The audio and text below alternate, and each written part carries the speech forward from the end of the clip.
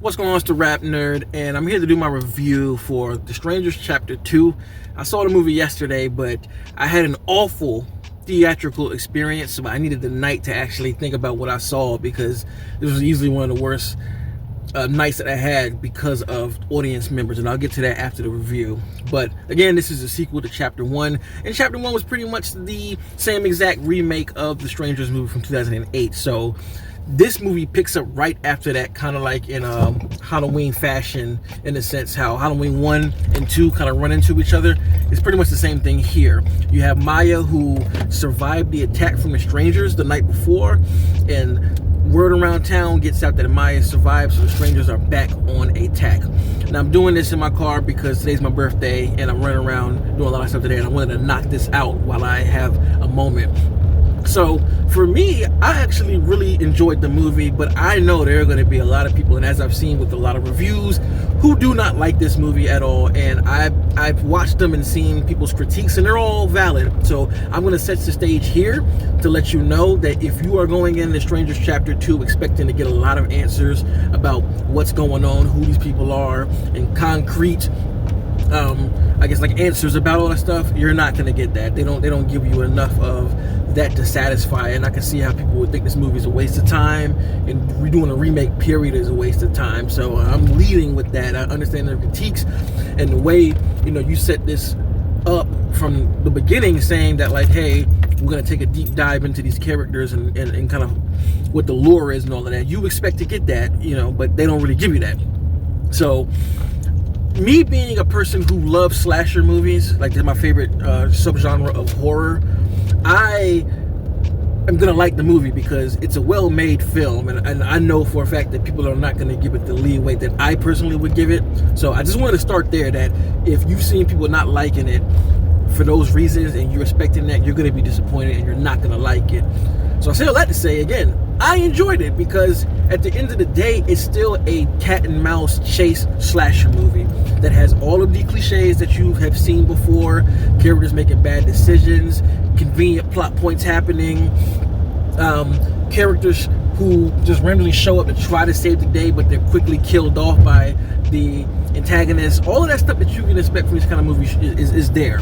So that part is all true, but again, I like that kind of stuff, especially when it's well made, because this movie is a good looking movie. I like the camera work in it.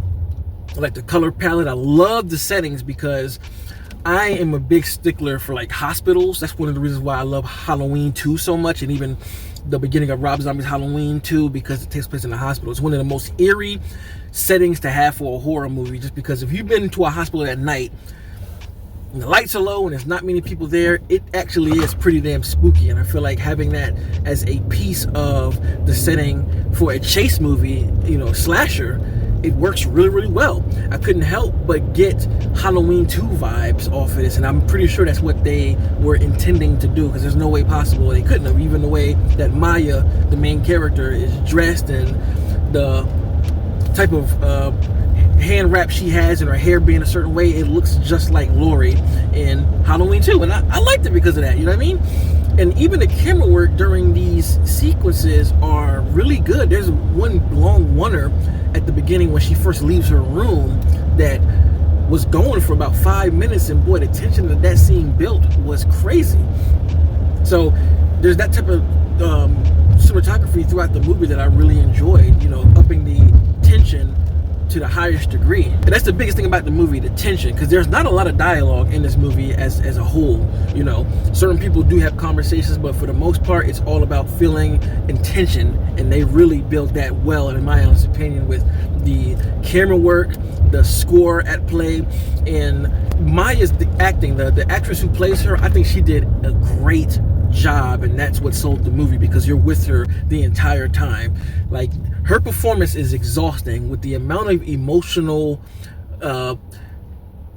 attack her performance is exhausting. Her emotional journey on this film is just next level. Her physical journey, as well as all the things she has to do and convey in this movie, it is a lot. And again, I felt exhausted after watching this movie, because I'm like, this girl has gone through hell 3 times in this film. I don't know how she could even muster up acting at this point because of how much they put Maya through. So she has a very strong performance. But one of the things that I really did enjoy about the movie and what upped it for me is kind of this concept of being a psychopath and a serial killer. There's some sequences in here that play with the psychology behind that, and I really liked what they did there. And that moment to me is what made me like it a lot, because now I can see where they're going for chapter 3